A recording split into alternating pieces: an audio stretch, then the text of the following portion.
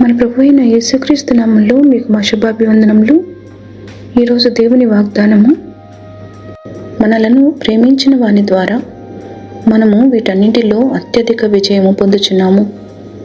మరణమైనను జీవమైనను దేవదూతలైనను ప్రధానులైనను ఉన్నవి అయినను రాబోవినవి అయినను అధికారులైనను ఎత్తైనను లోతైనను సృష్టింపబడిన మరి ఏదైనను మన ప్రభు అయిన క్రీస్తు యేసునందలి దేవుని ప్రేమ నుండి మనలను ఎడబాపు నేరవని రూఢిగా నమ్ముచున్నాను.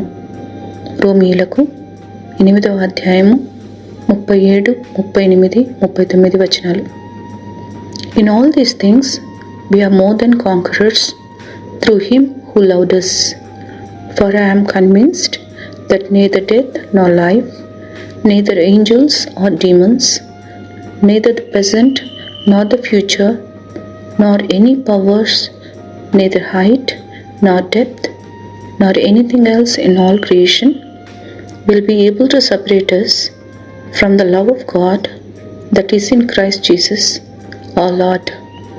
Romans chapter 8 verses 37, 38 and 39. ప్రార్థన. ప్రేమగల తండ్రి, మీ ఎడతెగని కృపా కనికరములకై వందనాలు. అనుదినము మీ కనుదృష్టి మాపై ఉంచి ప్రతి విధమైన దుష్టత్వము నుండి మమ్ము కాపాడుతున్నందులకు వందనాలు.